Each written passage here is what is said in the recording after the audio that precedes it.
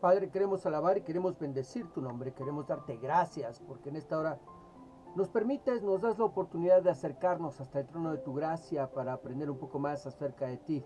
Te suplicamos que seas tú hablando a nuestro corazón y a nuestra vida. En el nombre de Jesús te lo pedimos. Amén. Muy bien, pluma, papel, lápiz, una actitud enseñable es lo que vamos a necesitar el día de hoy para aprender un poco más acerca de nuestro Señor. Semana número 2, primera de Tesalonicenses, capítulo 2, versos del 1 al 8.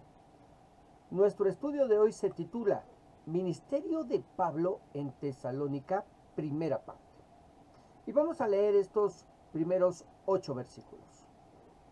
Hermanos en Cristo, ustedes saben muy bien que la visita que les hice no fue inútil.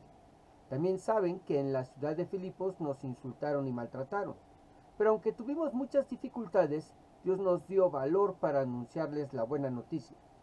Y cuando la anunciamos, dijimos siempre la verdad. Nuestras intenciones eran buenas y no tratamos de engañar a nadie. Al contrario, Dios nos aprobó y nos encargó anunciar la buena noticia. Y eso es lo que hacemos. No tratamos de agradar a nadie, sino solo a Dios. Pues Él examina todo lo que sentimos y pensamos. Como ustedes saben, jamás les hemos dicho cosas lindas para tratar de convencerlos, ni los hemos engañado para ganar dinero. Dios sabe que esto es cierto. Nunca hemos querido que ustedes o que otras personas nos traten como a gente importante. Como somos apóstoles de Cristo, pudimos haberles exigido que nos ayudaran, pero no lo hicimos. En vez de eso, cuando estuvimos con ustedes, los tratamos con mucho cariño y ternura, como una madre que cuida y cría a sus propios hijos. Tanto los amamos y queremos que no solo les habríamos anunciado la buena noticia de Dios, sino que, de haber sido necesario, hasta habríamos dado nuestra vida por ustedes. Muy bien, y después de elogiar la manera en que los tesalonicenses se enfrentaron las pruebas y la manera en que no solo se han mantenido firmes a pesar del sufrimiento por el que han tenido que pasar, sino el que hayan compartido el Evangelio con aquellos que no lo habían escuchado y el ejemplo de fe que ellos eran para todos, ahora les habla de su trabajo y ministerio en medio de ellos. Vamos a ver. Primeros 2 versículos que dicen, hermanos en Cristo, ustedes saben bien que la visita que les hice no fue inútil. También saben que en la ciudad de Filipos nos insultaron y maltrataron, pero aunque tuvimos muchas dificultades, Dios nos dio valor para anunciarles la buena noticia. Lo primero que les menciona es lo fructífera que fue su visita a ellos. Es decir, que cuando les anunció el Evangelio hubo respuesta al llamado de Dios a sus vidas. No habla del fruto personal que cada uno de ellos debería dar como creyente y manifestar a través de sus vidas, sino que habla de la respuesta a la predicación del Evangelio. Una respuesta que no fue fácil de conseguir, pues ellos venían de ser maltratados e insultados en la ciudad de Filipos, donde no fueron bien recibidos, aunque también hubo fruto de esa visita, pues se estableció la iglesia de Filipos. Pero a pesar de las dificultades por las que tuvieron que pasar, Dios les proveyó el valor, el denuedo, el coraje necesario para poder compartirles el Evangelio, esas buenas nuevas, esas buenas noticias. Lo que me lleva a preguntarte, ¿tú permites que las malas experiencias del pasado influyan en tus decisiones del presente? Porque si así es, tú en lugar de Pablo no hubieras compartido el Evangelio en Tesalónica después de haber sufrido persecución en Filipos. No le compartirías el Evangelio a tu vecino después de haber sido rechazado por tu compañero de trabajo. No les hablarías a tus amigos del Señor después de haber sido rechazado por tus compañeros de escuela. Pablo encontró en Dios la fuente que provee el valor necesario para poder seguir compartiendo, a pesar de que en muchas ocasiones somos rechazados. Recordemos que muchos son los llamados, pero pocos los escogidos. Así que lo más probable es que no sean muchos los que atiendan al llamado de Dios cuando compartes el Evangelio. Pero que eso no te desanime. Al igual que Pablo, acude a Dios para recibir de parte de Él el valor para seguir adelante con esa labor que el Señor nos ha encomendado a todos. Compartir las buenas noticias de que en Cristo tenemos el perdón de nuestros pecados y salvación y vida eterna. Vamos a ver el siguiente comentario. Los tesalonicenses sabían que Pablo había estado preso en Filipos justo antes de su venida a Tesalónica. El temor a perder la libertad no fue obstáculo para que Pablo siguiera predicando el Evangelio.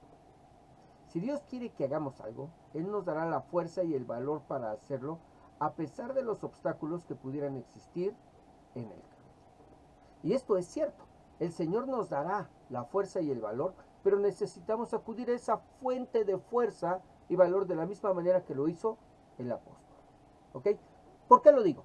Porque hay muchas personas que después de compartir el Evangelio y después de haber sido rechazados por sus familiares, por esa gente que tienen cerca, vecinos, amigos, ya no quieren volver a compartir porque ellos dicen, ¿qué caso tiene que comparta si nadie atiende a nuestro llamado?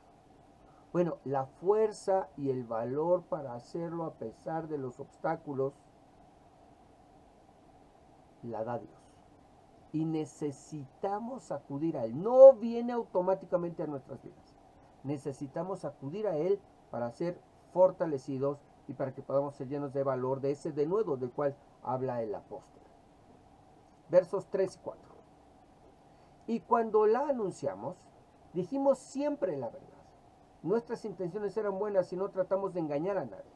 Al contrario, Dios nos aprobó y nos encargó a anunciar la buena noticia y eso es lo que hacemos. No tratamos de agradar a nadie sino solo a Dios, pues Él examina todo lo que sentimos y pensamos. ¿Qué fue lo que compartieron? ¿Qué fue lo que predicaron? ¿Qué fue lo que enseñaron? La verdad, dice Pablo. Dijimos siempre la verdad. Ellos se dedicaron a hablar la verdad por difícil que ésta sea de ser escuchada. Ellos no trataron de engañar a nadie. No trataron de adaptar el Evangelio a lo que la gente quería escuchar. No trataron al Evangelio como un producto a vender en el que decimos lo que sea necesario con tal de que la gente lo reciba. No, sino que hablaron con la verdad.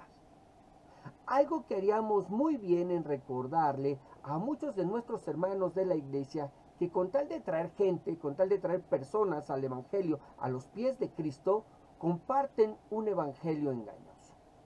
¿De qué hablas, pastor? Hablo de esos hermanos que no hablan del perdón de los pecados y la condenación a la que todo aquel que camina en este mundo sin Cristo va, sino que le hablan a la gente de todos los beneficios y bendiciones que recibirán al entregarle sus vidas a Cristo. De cómo el Evangelio les cambiará la vida y les ayudará a conseguir todo lo que siempre soñaron y nunca tuvieron. Les hablan de la vida exitosa que podrían alcanzar y de cómo Dios les ayudará a alcanzarla, engañándolos, mintiéndoles, haciéndoles creer que al entregarle sus vidas a Cristo, todos sus problemas y dificultades se acabarán y que a partir de ahí, a partir de ese momento, todo será paz y prosperidad.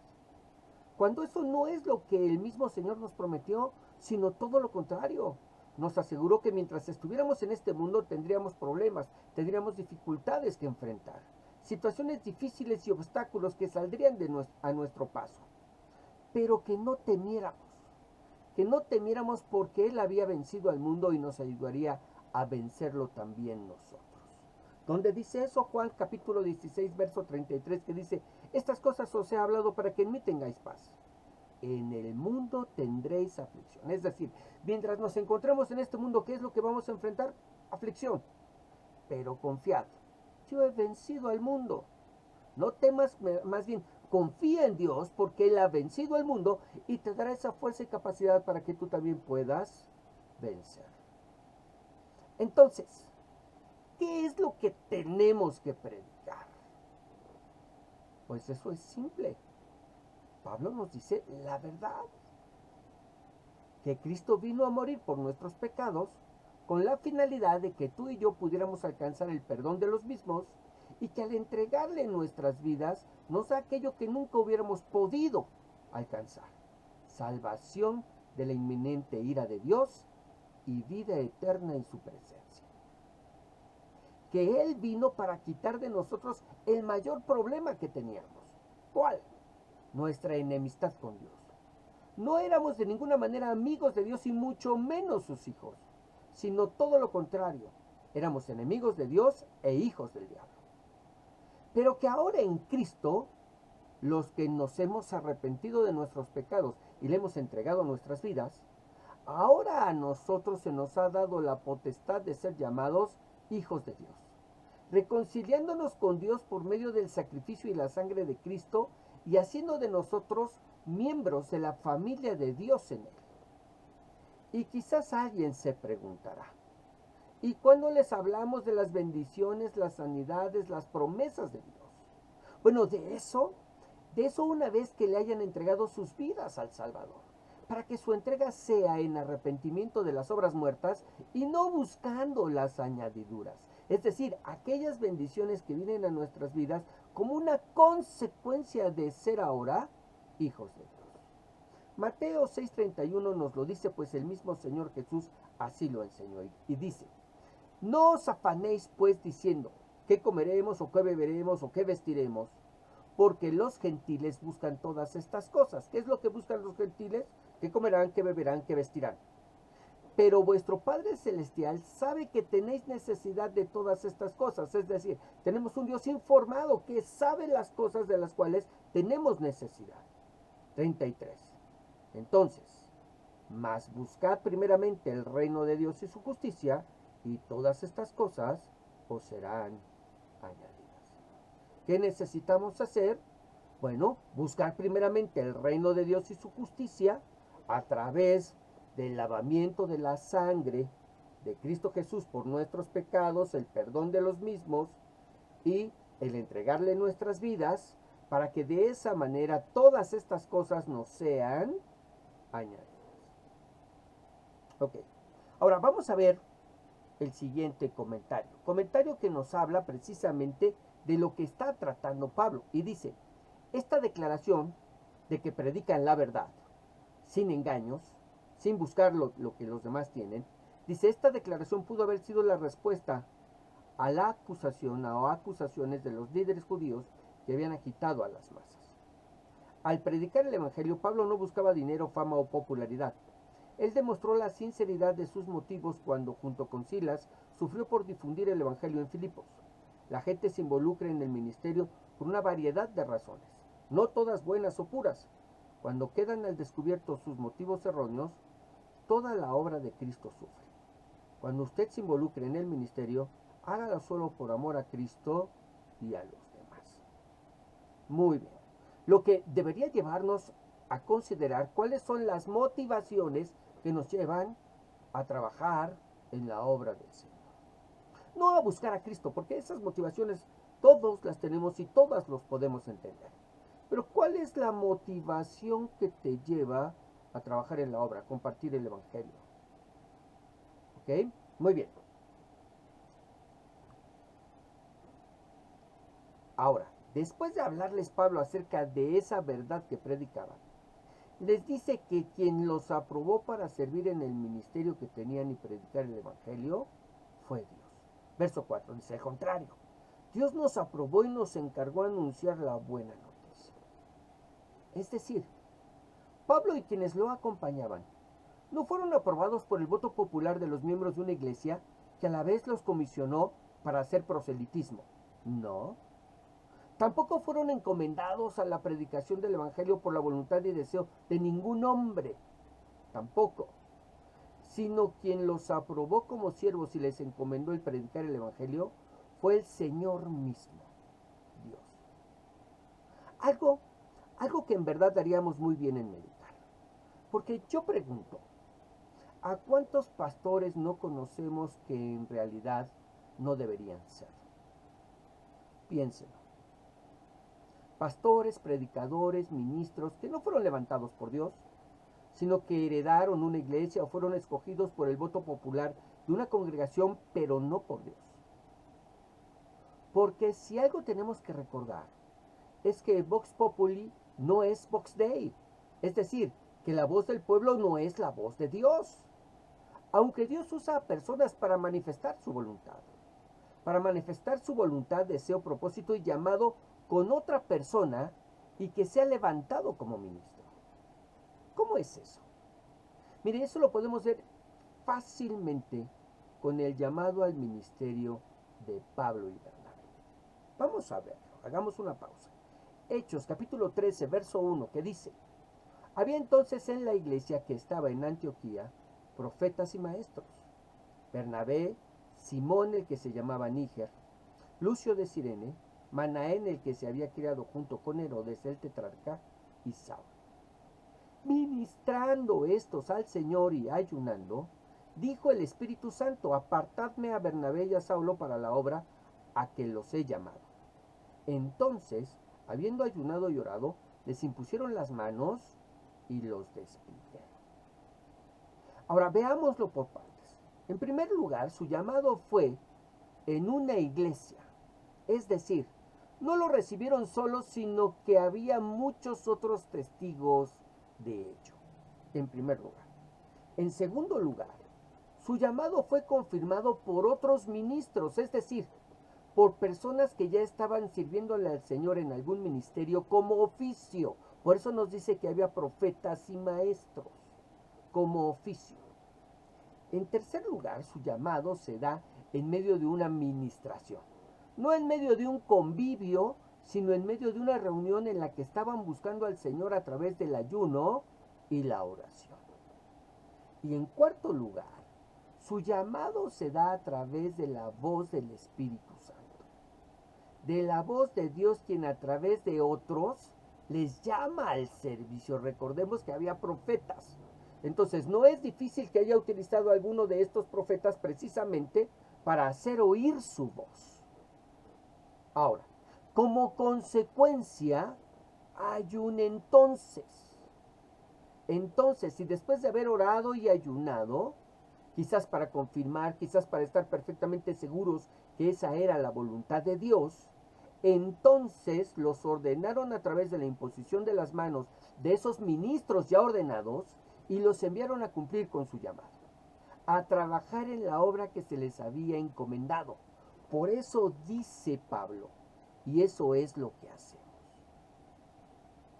Dios nos aprobó y nos encargó anunciar la buena noticia, y eso es lo que hacemos. Y sabiendo que fueron llamados y aprobados por Dios, ahora solo les interesa agradar a ese Dios. No tratamos de agradar a nadie, sino solo a Dios, pues Él examina todo lo que sentimos y pensamos, es decir, cuáles son nuestras motivaciones. Y Pablo nos trata de enseñar que a quien deseamos agradar es a quien en realidad servimos y quien es Señor de nuestras vidas. Tomando el ejemplo de la esclavitud que era tan común en ese tiempo, donde los siervos estaban para servir y agradar a sus amos, no al amo de otro esclavo, sino al suyo. Así como nos sucede el día de hoy en el matrimonio. El varón está para agradar y gustarle a su esposa, y la esposa está para agradar y gustarle a su varón. No estamos, los casados, para agradarle a nadie más que no sea nuestro cónyuge. ¿Ok? De la misma manera debería funcionar en el ministerio. Los ministros no estamos para agradarle a nadie más que a nuestro Señor. No estamos para agradar a la gente. No estamos para agradar a los hermanitos de la iglesia. Y mucho menos a aquellos que no pertenecen a la iglesia. Somos siervos de Jesucristo que buscamos en todo momento agradar a nuestro amo Jesucristo. Así que no hablamos, ni predicamos, ni ministramos, ni enseñamos, ni tomamos decisiones para agradar a los demás, sino al Señor. Al Señor y a nuestras autoridades espirituales puestas por ese Señor. ¿De qué hablas, pastor? De que cuando ministramos en una iglesia en la que no somos el pastor principal, pues debemos someternos al pastor principal, que es una autoridad puesta por Dios. Cuando somos invitados a predicar en una iglesia que no es nuestra iglesia, debemos someternos al pastor principal en cuanto a lo que hemos de predicar y cómo lo hemos de predicar. Cuando ayudamos en algún servicio en el que no somos los responsables del mismo, pues debemos someternos al que es responsable en ese momento, como lo dice la Escritura en Efesios 5:21. Someteos unos a otros en el temor de Dios. Así nos sometemos unos a otros en cuanto a las actividades que estamos llevando y realizando, y de esta manera podemos compartir de una mucho mejor forma y ser más efectivos en nuestro servicio y ministerio. Muy bien.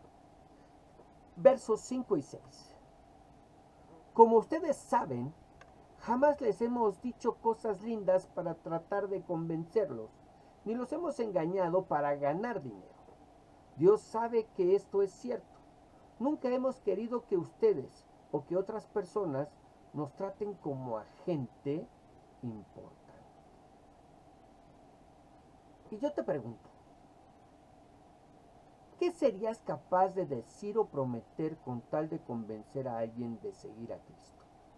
Y por favor piénsalo bien, porque generalmente solemos dar esas respuestas que sabemos que son correctas.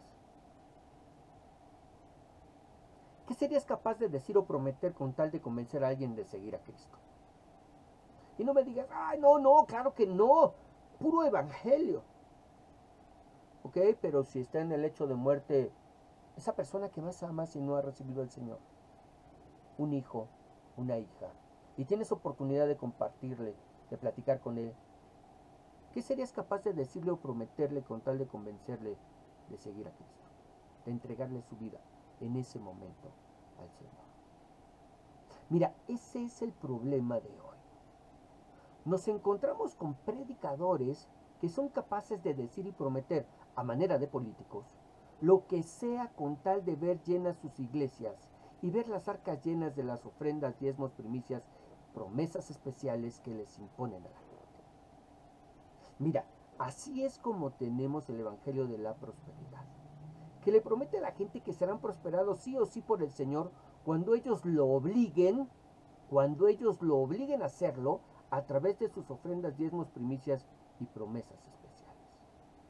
Así es como tenemos el Evangelio de la Superfe, donde prácticamente obligamos a Dios a hacer lo que queramos, siempre y cuando lo hagamos verdaderamente creyendo que Él lo hará. Y lo hace, dicen ellos. Así tenemos el Evangelio de la carnalidad, donde le decimos a la gente que ella puede seguir viviendo como siempre lo ha hecho, que eso no importa siempre y cuando le haya hecho la oración para recibir a Cristo, que salvo, siempre salvo. Cosas que le dicen a la gente mezclando un poco de verdad, escúchame bien, mezclando un poco de verdad con muchas grandes mentiras, con la finalidad de hacerlos seguidores.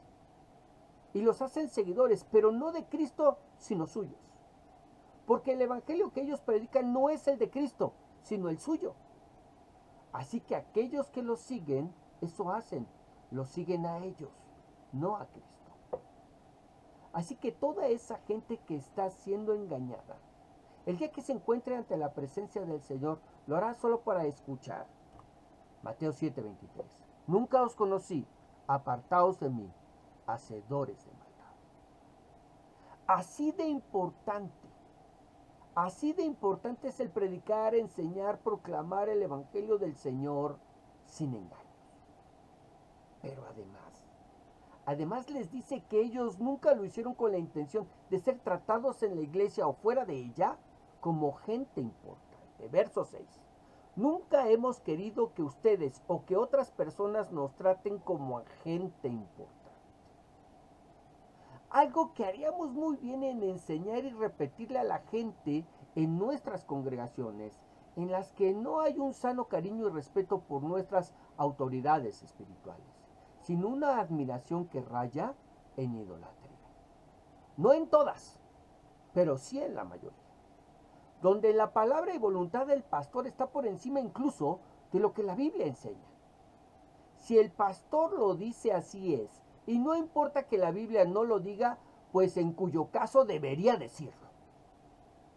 Iglesias en las que se trata al pastor como si fuera la cuarta persona de la Trinidad. Iglesias que en su afán de honrar al pastor hacen de él un ídolo. ¿Qué piensas? Bueno, mientras lo piensas, vamos a leer el siguiente comentario. Con frecuencia nos disgustamos cuando oímos que alguien adula a otra persona. La adulación es falsa y es una máscara para cubrir las intenciones reales de una persona. Los cristianos nunca deberían practicarla. Los que proclaman la verdad de Dios tienen una responsabilidad especial de ser honestos. ¿Es usted honesto y sincero en sus palabras y acciones? ¿O le dice a la gente lo que ellos quieren oír a fin de conseguir lo que luego quiere de ellos? Wow, gracias a Dios fue el comentario y no yo. Ok, verso 7 y 8. Como somos apóstoles de Cristo, pudimos haberles exigido que nos ayudaran, pero no lo hicimos. En vez de eso, cuando estuvimos con ustedes, los tratamos con mucho cariño y ternura, como una madre que cuida y cría a sus propios hijos. Tanto los amamos y queremos, que no solo les habríamos anunciado la buena noticia de Dios, sino que, de haber sido necesario, hasta habríamos dado nuestras vidas por ustedes. Diferencia entre lo que pudo y lo que fue. Pablo pudo exigir el ser ayudado, pero en vez de esto trató con cariño y ternura a la congregación. Reflejando efectivamente, aquí nos dice, ¿sí?, la imagen de una madre que cuida y cría a sus propios hijos, o la imagen de un padre que en lugar de exigir respeto, admiración y sujeción, prefiere amar a su familia sabiendo que el respeto, admiración y obediencia vendrán como una consecuencia a ese cariño. Un cariño tal que asegura el estar dispuestos a dar la vida por ellos. Que de alguna manera era creíble.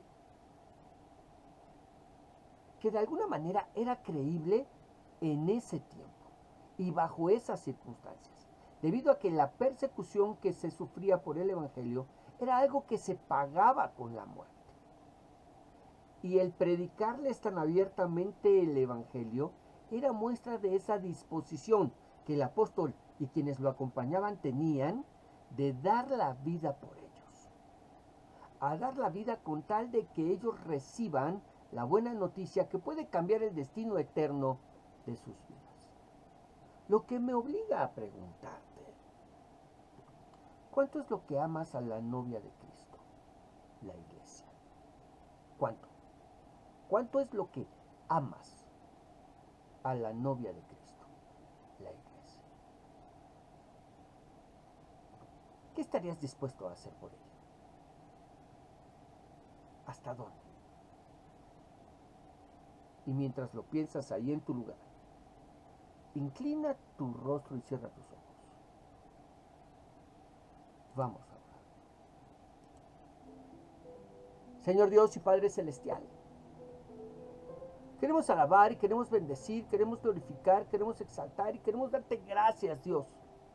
Gracias, Señor, por lo que nos has enseñado el día de hoy a través y por medio de tu palabra.